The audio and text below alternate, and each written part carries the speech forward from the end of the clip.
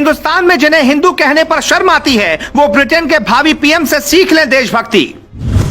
भारत का बेटा ब्रिटेन का पीएम बनने से पहले ही बोला, मैं एक गौरवशाली हिंदू हूं, यही मेरा धर्म है।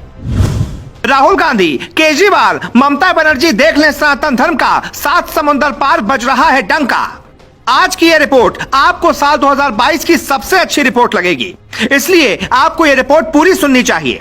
130 करोड़ हिंदुस्तानियों को गर्व होगा कि ब्रिटेन के जो भावी पीएम हैं वो न सिर्फ अंग्रेजों के देश की सत्ता संभालने वाले हैं, बल्कि उन्हें भारत का बेटा होने पर गर्व है। उन्हें गर्व है कि उनका परिवार सनातनी है, उन्हें गर्व है कि वो हिंदुस्तानी है।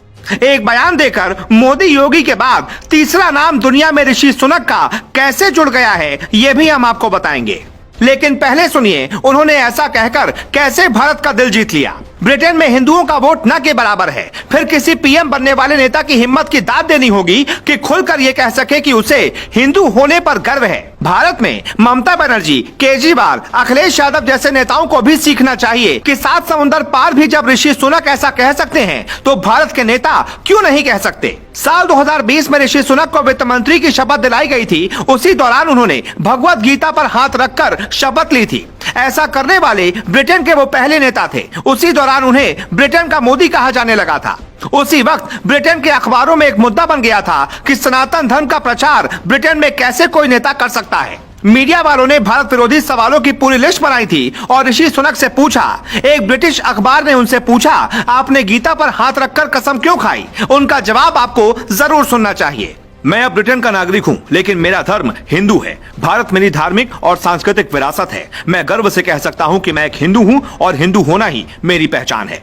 मैं आज भी भगवान गणेश की पूजा करता हूं। हमारे टेबल पर आपको गणेश भगवान की प्रतिमा ही मिलेगी। मैं लोगों से भी कहना चाहूंगा कि वो हर धर्म का सम्मान करें, गौमांस न खाएं। हमने कभी कोई ऐसा काम नहीं किया जो हमारे धर्म के खिलाफ हो।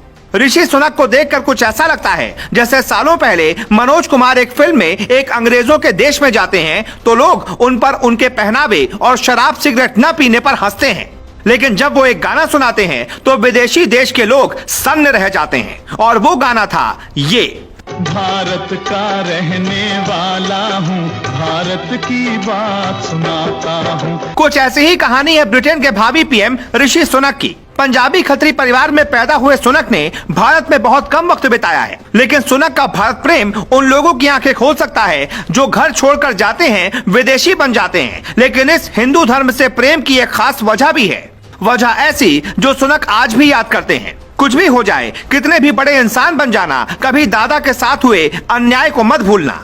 ऋषि की बायोग्राफी लिखने वाले माइकल एशक्रॉफ्ट ने अपनी किताब में लिखा है, ऋषि के दादा रामदास सुनक गुंजावाला में रहते थे, जो बंटवारे के बाद पाकिस्तान में चला गया था। दादा रामदास ने साल 1935 में गुंजावाला छोड़ा और वो क्लर्क की नौकरी करने के लिए नैरोबी आ गए। रामदास सुनक हिंदू मुसलमान के बीच खराब होते रिश्तों की वजह से नैरोबी गए थे। बायोग्राफी के मुताबिक ऋषि सुनक का परिवार आज से नहीं बल्कि कई सालों से विदेश में है। नाना हो या फिर माँ या फिर पिता, सबका जीवन विदेशों में ही बीता, लेकिन इस बात का असर ऋषि सुनक पर नहीं पड़ा। उन्होंने सनातनी सभ्यता को संभाले रखा और जब वो सत्ता संभालने वाले हैं तो खुलकर कहते हैं कि मुझे इस बात पर गर्व है कि मैं एक हिंदुस्तानी हूँ और एक हिंदू परिवार में जन्मा हूँ।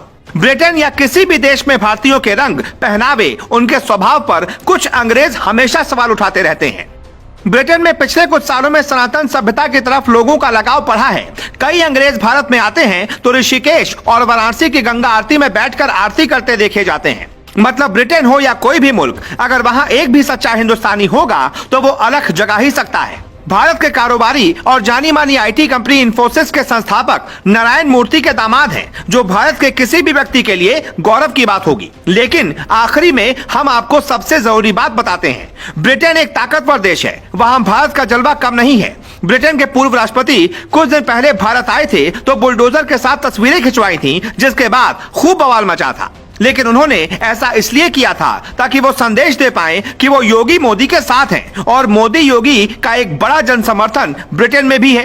आप हर स्टोरी में कमेंट लिखते हो या ना लिखते हो, लेकिन आपको इस पर जरूर लिखना चाहिए, भारत माता की जय।